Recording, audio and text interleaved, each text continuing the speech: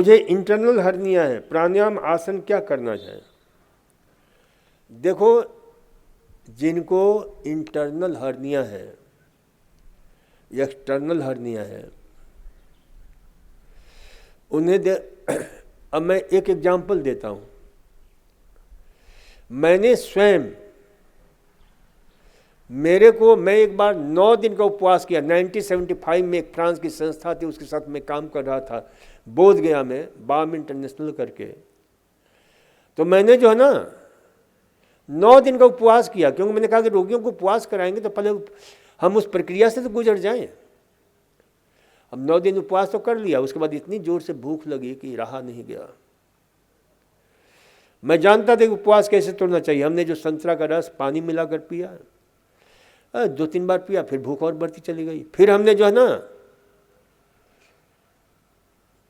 सुना था कि दाल का पानी पी सकते हैं, तो दाल का पानी मंगाया, दाल व्यवस्था हो गई, उबाल कर उसे पानी पिया, बड़ा स्वादिष्ट लगा कि जैसे अमृत पी रहे हैं। फिर मन ने कहा कि अरे बेवकूफ, देखो हमेशा ध्यान रखा, मन एवं मनुष्यानाम कारणम बंध मोक्षयो बंधायो विषया संगो विमुक्त निर्विषयम मना। मन ही सब रोग का कारण है, मन ही स्वास्थ्य का कारण है, मन ही दुख का कारण है, मन ही रोग सुख का कारण है। तो हमने जो है वो भी पी लिया। फिर पेट भारी हो गया, 9 दिन कुछ खाया नहीं था, पेट हमारा डोरमेंट स्टेज में था। क्योंकि उपवास करना बड़ा सरल है, उपवास तोड़ना बहुत कठिन है। और मैं नया इस क्षेत्र में आया था, तो कहते हैं नया मुर्गा ज़्यादा बांग देता है, उछल कूद करता है। तो वही स्थिति मेरी थी। अब हो गया मेरे पेट गड़बड़ी बहुत भयंकर, पेट भारी हो गया। फिर मूर्खता पर मूर्खता करता चला गया। फिर हम जो ना उभर खाबर खूब चले, बस हमारी आंत बेचारी जवाब दे दी, अपनी जगह से खिसक गई, इंग्युलर हर्निया हो गया। फिर तो बड़ी दिक्कत। फिर हमने जो है, मेरे गुरु थे जयपुर में, उनको संपर्क किया। उसमें फ़ोन भी ऐसा नहीं फ़ोन था जैसे आज फ़ोन है, बड़ी मुश्किल से फ़ोन मिला। उनका कि तुम आ जाओ यहीं पर। तो मैं चला गया, तो उन्होंने देखा, कहा कि भाई देख, क्योंकि वो BHU प्रोडक्ट थे, मालवीय जी के, गांधी जी के शिष्य थे। तो उन्होंने कहा कि अब इसका ऑपरेशन करना पड़ेगा। मैंने कहा कि मैं ऑपरेशन नहीं कराऊंगा।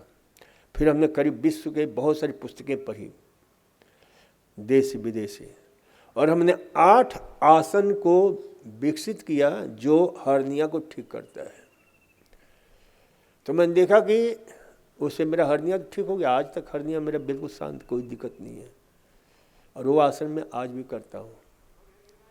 बड़े सरल आसन है, और अब तो कठिन आसन भी मैं काफ़ी कर लेता हूँ। तो ये ध्यान रखा करो कि आसन करो, लेकिन आसन में भी मेरी एक पुस्तक है, पेट के रोगों की प्राकृतिक चिकित्सा। उसमें पेट संबंधी जितनी बीमारियां हैं ना, उन सबको हमने दिया है। क्योंकि हर्निया कई प्रकार के होते हैं, 13-14 प्रकार के होते हैं। तो ये ध्यान रखो कि हर्निया के लिए कुछ आसन विशेष रूप से, जैसे एक पांव को ऊपर उठाने का 5-5 बार करो, फिर दोनों पांव उठाओ, और उठाने के पहले एक तकिया अपने नितंब के नीचे रख दो, कमर और नितंब के नीचे रख दो, और फिर उसके बाद एक पांव को गोल गोल घुमाओ, क्लॉकवाइज एंटी क्लॉकवाइज, फिर दूसरे को घुमाओ, फिर दोनों मिलाकर घुमाओ, फिर दोनों पैर मिला करके दोनों घुटनों को नजदीक लाओ, फिर फैलाओ, फिर घुटने को नजदीक लाओ, फैलाओ। फिर उसी में आप कंद्रासन करो, सेतुबंध आसन करो। सांस निकालते हुए पेट को पिचकाओ, ऊपर की तरफ खींचो, फिर सांस छोड़ते हुए। तो इस प्रकार से हमने कई आसन हमने विकसित किए। तो उन आसनों को करो। और दूसरी बात, खाने पीने का ध्यान रखो। ऐसी चीजें खाओ जो पेट को साफ रखे, ठूस ठूस कर नहीं खाओ, कब्जी नहीं हो, इसका ध्यान रखो। जहां भी तकलीफ है तो गर्म ठंडा कंप्रेस करो, 3 मिनट गर्म 2 मिनट ठंडा, 3 मिनट गर्म 2 मिनट ठंडा। तो ये बराबर करो। तो हर्निया को, प्रारंभिक हर्निया है, ज़्यादा बढ़ा हुआ नहीं है, और उसके कारण हमने सैकड़ों लोगों को ठीक किया।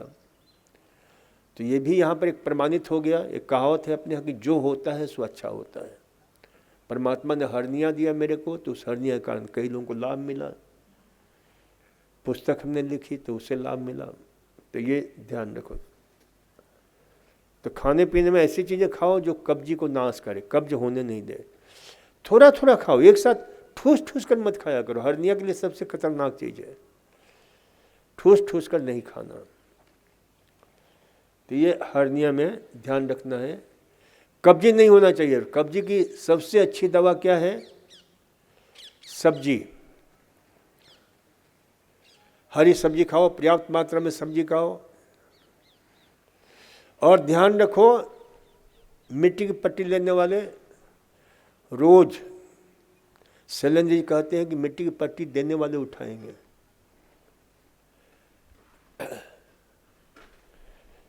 तो उठा लिया करो, भले उठोने दो, थोड़ा सा कुछ देर रुको। कम से कम देखो आधे पौन घंटे मिट्टी की पट्टी लोगे तभी जाकर के पूरा लाभ मिलेगा।